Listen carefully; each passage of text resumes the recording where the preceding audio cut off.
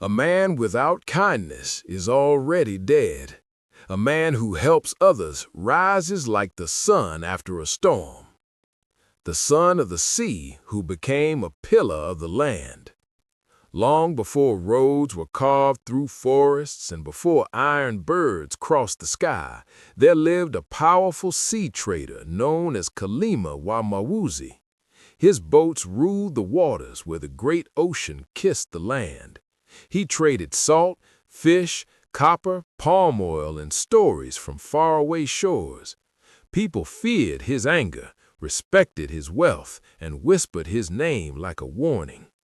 Kalima believed in strength, not mercy.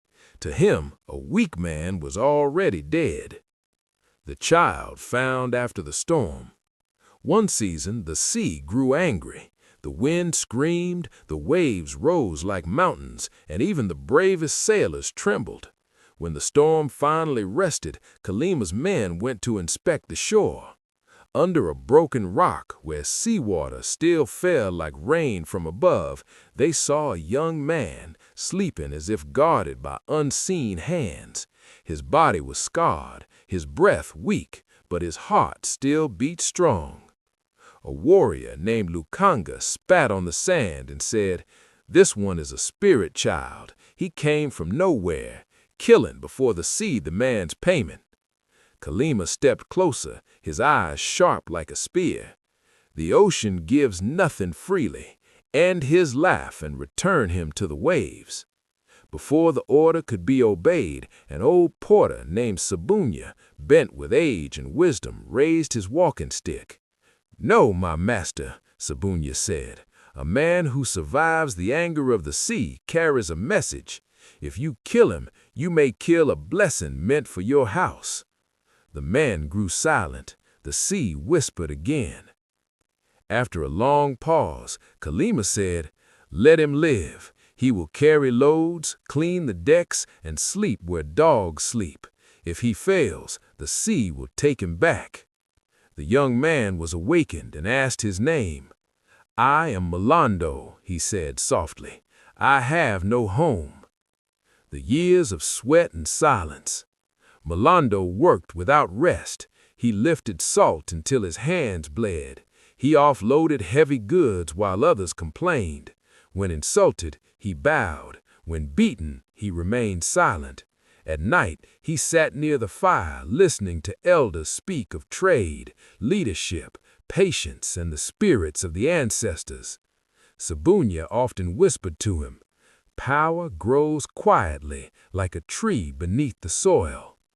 Seasons passed, Malando's strength grew, but more importantly, his wisdom deepened. He learned the tides, the languages of traders, and the hearts of men. He could calm anger and bring order where chaos lived. The test of blood and water. One dry season, enemy raiders attacked Kalima's fleet. Panic spread. Kalima shouted orders, but fear deafened his men. Malando stepped forward. "Let the young men guard the goods. Let the elders guide the ships. Follow the stars, not fear." Against pride, Kalima listened. They survived. That night, Kalima called Malando before the fire. "You came to us as nothing," he said, "yet today you saved everything." From that day, Malando was no longer a porter. He became a leader of men. The rise of Malando. Malando led with fairness. He paid workers well, fed the hungry, and punished injustice. Trade flourished. Villages welcomed Kalima's ships because Malando walked among the people like a brother. Wealth followed him like a shadow. Respect followed him like a drumbeat. Children spoke his name in play. Elders spoke it in prayers. Kalima grew old and tired. One evening, he placed his staff in Malando's hands. "You were born from the sea, but you belong to the land. Lead." The lesson of the elders. Malando never forgot the day he was almost killed. He built shelters for the homeless, welcomed strangers, and taught that a man without people is poorer than a beggar. And elders still say, "Do not judge a man by where you find him. The sea hides kings in its waves. Hard